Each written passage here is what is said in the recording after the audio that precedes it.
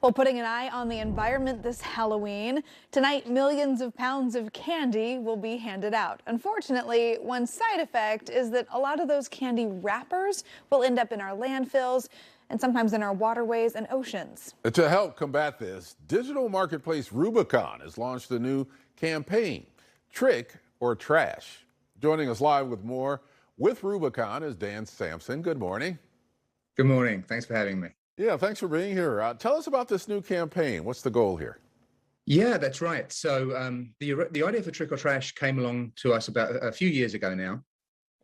There are times each year when the amount of waste generated spikes, and Halloween is definitely one of those times.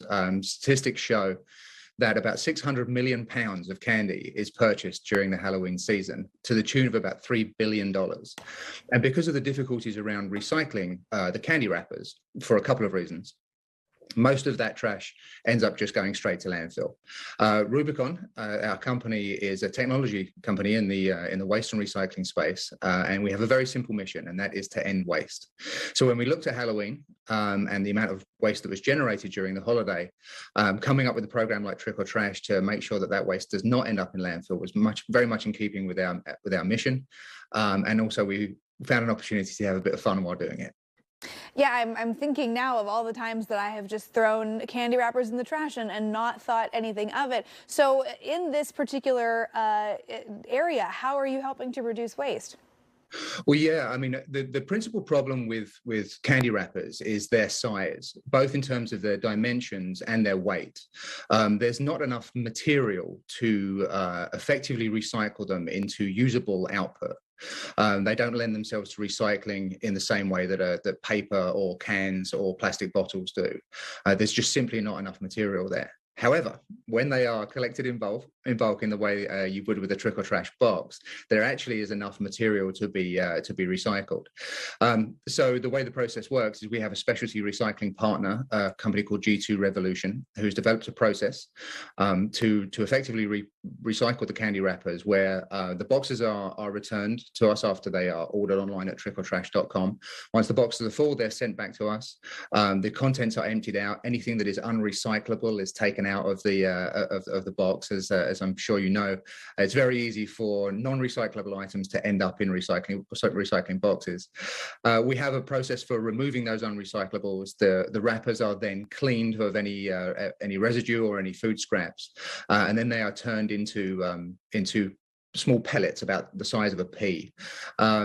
Once they are pelletized, they are then ready for recycling. So all of that waste that otherwise would have gone to landfills, or as you noted before, in our oceans and our waterways, is actually turned into usable end product, which in this case, and guys, there's no polite way to say this, but they're turned into doggy waste bags. Okay. Yeah, well, where can people go to get these boxes or to get more information about this project?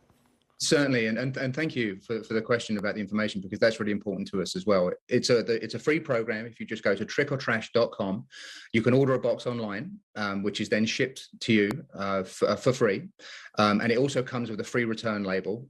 When we have a partnership with UPS for carbon neutral shipping in both directions, we've tried to think very carefully about every aspect of the campaign and to minimize the environmental impact of every part of it.